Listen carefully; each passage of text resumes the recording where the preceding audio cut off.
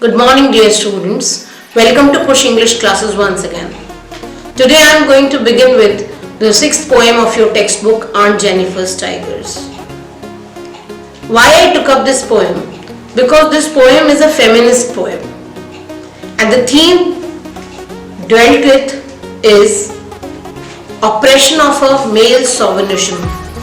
That is, a husband with the domineering characteristics, qualities in him is dominating his wife. So here the character role played by Aunt Jennifer is symbolic of the fact that there are women in our society who are suffering from various constraints of marital life. So let us begin with the introduction of the poet. The poet of the poem is Erin Rich. She was born in 1929 in Baltimore, Maryland, and she is widely known for her involvement in feminist movement. And this is one such poem where she is highlighting or addressing towards the constraints of a married life that a woman has to face. This lady, Aunt Jennifer, and the title Aunt Jennifer's Tigers. These tigers are actually not the real ones. These are the creations of her mere imagination. She wants to be like tigers. She wants to enjoy that world of freedom. So let us begin with the poem. So please focus on your textbooks, children. So children, let us begin with the first stanza.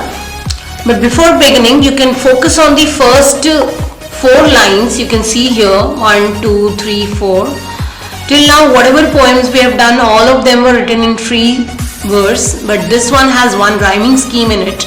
And the rhyming scheme is how to identify, children. I hope you know, but once again let me tell you. Rhyming scheme needs to be identified by the last word of the first line and last word of the second line. Screen green, tree certainty. Okay? So screen and green AA, tree certainty BB. So the rhyming scheme is AABB.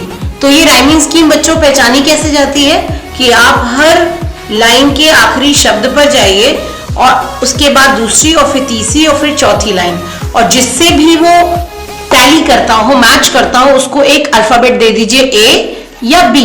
ठीक है? तो screen green के साथ चूंकि tally कर रहा है तो हम ए दे देंगे, और ट्री सर्टेनिटी के साथ कर रहा है तो बी दे देंगे. तो यहाँ की राइमिंग स्कीम AABB है. Now let us begin with the poem. Little bit about title, children. Title, why the name title Aunt Jennifer's Tiger has been given here? See, there are various images and symbols which are used in this poem, और मैं वो बीच बीच में बताती रहूंगी आपको. ऐसा ही एक image है टाइगर्स. यहाँ ये जो वर्ड टाइगर्स है बच्चों, ये रियल टाइगर्स नहीं है, ये आंट जेनिफर की क्रिएशन है, उनकी सोच है, उनकी मानसिकता है, जो कहीं ना कहीं शो कर रहा है कि ये टाइगर्स जो हैं ये एक टेपेस्ट्री में उन्होंने she has woven these tigers.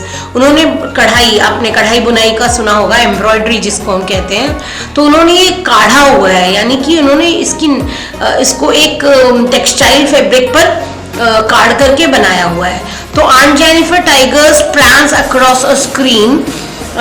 यहाँ पर ये मतलब है कि ये टाइगर्स जो है दे आर प्रांसिंग. प्रांसिंग मतलब है जंपिंग, तो ये जंप कर रहे हैं अक्रॉस अ स्क्रीन. स्क्रीन मतलब जो पैनल है जिस पर उन्होंने उस टेक्सटाइल फैब्रिक पर उस टाइगर को बना कर रखा हुआ है, वो ऐसे प्रतीत हो रहे हैं, वो इतने रियल लग रहे हैं, इतने जेन्युइन लग रहे हैं कि ऐसा लग रहा है मानो अभी जंप कर देंगे. Bright topaz denizens of a world of green. तो यहाँ फिर बच्चों ध्यान देना जरा टोपाज पर. टोपाज का मतलब यहाँ पर है येलो ब्राउन कलर, और डेनाइजेंस का मतलब है inhabitants या dwellers of jungle. World of green again here refers to forest or jungle. They do not fear the men beneath the tree. They pace in sleek chivalric certainty. Now here these words they refers to tiger. So personification is there because tigers are given human-like qualities. So their word pronoun is only used for human beings. So here it is used for tigers. They do not fear the men beneath the tree. So beneath here refers to below. Below in the sense they are hiding under the tree. Who are these men? These men are the hunters. यानी ये जो tigers हैं ये इतने बेखौफ हैं, इतने fearless हैं, इतने बहादुर हैं कि पेड़ों के पीछे छिपे हंटर्स से भी इनको जरा भी डर नहीं लगता। They pace in sleek chivalric certainty. Pace means walk, sleek का मतलब स्मूथ। तो ये जिस तरीके से वॉक करते हैं, इनके बॉडी लैंग्वेज से पता चल जाता है कि ये कितनी एलिगेंट और कितनी ग्रेसफुल वॉक के साथ चल रहे हैं। शिवाल्रिक का मतलब होता है गैलेंट और फियरलेस। सर्टेनिटी का मतलब होता है with lot of boldness and confidence. तो कहीं ना कहीं ये क्वालिटीज ये शो कर रही हैं कि इन टाइगर्स को बिल्कुल भी डर नहीं है, जैसे नॉर्मली हमारी आंट जेनिफर डर रही है। अब आंट जेनिफर को डर किस चीज का है? She is suffering from matrimonial operation, यानी वो एक ऐसे टेरिफाइंग ऑपरेसिंग वर्ल्ड में जी रही हैं जहां पर उनके हस्बैंड, जो कि बहुत ही कैलोस और हार्श और अनफीलिंग और डोमिनेटिंग नेचर के हैं, वो उनको बहुत डोमिनेट करते हैं। शायद इसीलिए ये टाइगर वर्ड इन्वेंट हुआ। और इन टाइगर्स का मतलब यहाँ पर है they are symbol of terror and operation perpetrated on women like Aunt Jennifer in this male dominated world. So it also symbolizes the freedom of spirit. कहीं ना कहीं Aunt Jennifer, she wants to be like those tigers. तो it is also symbolizing freedom of spirit, or it is symbolizing that inner desire of how Aunt Jennifer actually wants to be. तो she lives in a make world, make believe of her own world. अपनी एक दुनिया में है जहां उन्हें ऐसा लगता है मैं ऐसा कर दूंगी, मैं इन टाइगर्स की तरह जवाब दूंगी, फियरलेस रहूंगी, बोल्ड रहूंगी, जबकि ऐसा होता नहीं है। दूसरे स्टैंडा में बच्चों है आंट जेनिफर्स फिंगर्स फ्लटरिंग। अच्छा, before that children, in the first stanza chivalric certainty में, फिंगर्स फ्लटरिंग में, प्रेंसिंग प्राउड में, इन सब में आप देख सकते हैं क्या है बच्चों, इन सब में एलिट्रेशन है। ठीक है, क्योंकि सी अल्फाबेट रिपीट हो रहा है, फिंगर्स और फ्लटरिंग का एफ, और आगे चलेंगे प्रेंसिंग और प्राउड में भी पी। तो aunt Jennifer's fingers fluttering through her wool का यहाँ मतलब ये है कि उनकी वो जो उंगलियां हैं वो फड़फड़ा रही हैं। They are fluttering because of what? Because she is a victim. वो एक जेंडर ऑपरेशन की विक्टिम है, अपने ही हस्बैंड के द्वारा सताई गई महिलाओं के बारे में यहाँ बात हो रही है। आंट जेनिफर इतनी नर्वस, इतनी टेरिफाइड है कि उनकी उंगलियां कांप रही हैं और वो बैठी तो निटिंग करने हैं, she is knitting through her wool, but her fingers are fluttering so much that she is not even able to pull that ivory needle. आपकी मम्मी जब स्वेटर्स वगैरह बनाती होंगी या कढ़ाई करती होंगी तो आपने अक्सर उनको सुई या क्रोशिया या स्वेटर की बुनने वाली जो सिलाइयाँ होती हैं उनके साथ देखा होगा। तो उनको हम आइवरी नीडल यहाँ कहते हैं। आइवरी नीडल्स स्पेशली जब हम टेपेस्ट्री बनाते हैं, किसी टेक्सटाइल फैब्रिक पर जब बनाते हैं तो यू नीड दैट नीडल। तो इनकी उंगलियां इतनी फड़फड़ा रही हैं कि she is not able to pull that needle. ऐसा कमजोरी की वजह से नहीं है, not because of physical weakness, not because of old age, but because of mental suppression. वो इतनी टेरिफाइड है, इतनी नर्वस है, अंकल से इतनी डरी हुई है कि नीडल्स को वो निकाल ही नहीं पा रही है। ठीक है, अब आती है दूसरी सिंबॉलिक चीज, the massive weight of uncles wedding band. अब ये वेडिंग बैंड क्या है बच्चों? वेडिंग बैंड जो है ये it is a symbol of matrimony, यानी कि यहाँ पर जो अंकल का वेडिंग बैंड है वो सिंबलाइज कर रहा है वेडिंग रिंग। ठीक है, और एक तरीके से ज्यादातर ऐसे लोग होते हैं, मर्द होते हैं, पुरुष होते हैं जो औरतों को, नारियों को अपनी मिल्कियत समझ लेते हैं, अपनी पर्सनल पोजीशन समझ लेते हैं। तो ये उन लोगों के लिए अंकल्स वेडिंग बैंड यानी अंकल की जो पहनाई गई रिंग है, बिकॉज ये फैमिली जो है क्रिश्चियन फैमिली है, नाम से देखिए आंट जेनिफर, तो she belongs to a Christian family. तो उनके यहाँ जो मैरिजेस होते हैं उसमें there is exchange of rings, church में वो रिंग्स एक्सचेंज करते हैं, उनकी शादियां हो जाती हैं इस तरीके से। तो यहाँ पर जो शादी का सिंबॉलिक है वो है वेडिंग बैंड यानी वेडिंग रिंग। अब ये हल्का फुल्का वेडिंग बैंड नहीं है, it has got massive weight. तो मैसिव वेट से यहाँ मतलब बच्चों ये नहीं मतलब है कि वो जो है रिंग वो इतने केजीज की है, यहाँ इसका मतलब ये है कि वजन, यानी ये बहुत बोझिल, बहुत ही बर्डनसम है ये अंकल की वेडिंग बैंड। और ये सिंबॉलिक है मेल अथॉरिटी का, मेल पावर का, जो मैट्रिमोनी जैसे स्टेटस के बाद एक वुमेन फिजिकली और मेंटली इतनी बाइंड हो जाती है अपने हस्बैंड से कि she has to live under that authority of her husband. तो ये similarly Aunt Jennifer is also suffering from that implied slavery.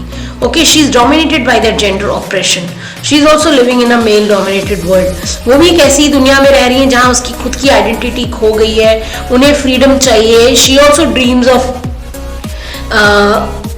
of living freely.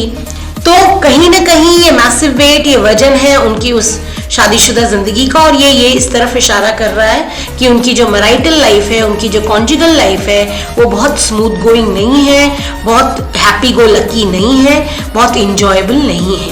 कुछ प्रॉब्लम्स हैं उस मैरिड लाइफ में. सो ये अब उनके लिए it is no more a symbol of romance for her. This ring has become a symbol of oppression. So इसीलिए उसको वेट्स बोला गया है, इसीलिए वो बर्डनसम है. And this ring sits heavily upon Aunt Jennifer's hand. और ये आंट की उंगलियों पर बैठा है, यानी वजन की तरह. अब आंट जेनिफर्स हैंड में बच्चों एक और बहुत ही इम्पॉर्टेंट फिगर स्पीच है, और वो है सिनिक डॉके. SYNECDOCHE. ये वो फिगर स्पीच है जहां पर एक पार्ट को यूज किया जाता है होल को रिप्रेजेंट करने के लिए, और होल को यूज किया जाता है पार्ट को रिप्रेजेंट करने के लिए. तो यहाँ पर कहीं ना कहीं आंट जेनिफर के हैंड से उनकी पूरी लाइफ को रिप्रेजेंट करने की कोशिश की गई है. यानी ये जो शादी है उनकी, ये उनके जीवन पर एक काल, एक बोझ की तरह बताई गई है. ठीक है बच्चों, तो ये बहुत इंपॉर्टेंट फिगर ऑफ स्पीच है. When aunt is dead, जब आंट मर जाएंगी, her terrified hands will lie. अब आंट की डेथ किस चीज का सिंबोलिज्म है? यहाँ पर सिंबल ये है कि she will completely submit to her suppression. The way she is oppressed by her husband, इस suppression को जिस दिन वो हार मान जाएंगी, वो उनकी मौत का दिन होगा. It will be a state of complete helplessness. जिस दिन उनकी मृत्यु होगी, उस दिन भी उनके ये हाथ जो है, डरे हुए हाथ.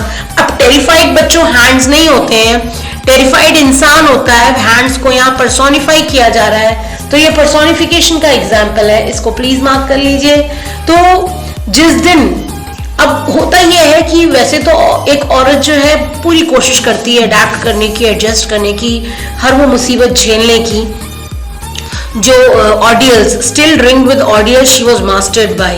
अब जिस दुनिया में वो जी रही थी, she is controlled by, mastered by the ordeals. Ordeals क्या है बच्चों? ऑडियल्स का मतलब होता है test and trials, testing experiences.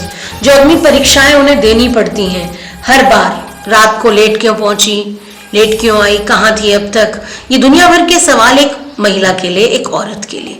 तो उसे बार बार, हर रोज, हर क्षण इस ऑर्डियल से गुजरना पड़ता है. ठीक है, तो वो जब मर जाएंगी तो भी उनकी स्थिति सुधरने वाली नहीं है, तो भी उनकी स्थिति वैसे ही रहने वाली है, वैसे ही terrified. The tigers in the panel that she made will go on prancing proud and unafraid. लेकिन जो उनके बनाए गए टाइगर्स हैं पैनल में, जो उन्होंने बनाए थे, जो उन्होंने वीव किए थे, वो तब भी वैसे ही दौड़ते हुए, जंप करते हुए, प्राउड से, फियरलेस से घूमते हुए नजर आएंगे. prancing proud में बच्चों एलिट्रेशन है, और इसमें ये जरूर ध्यान रखना, it is again symbolic of this particular expression. The last two lines are symbolic of the.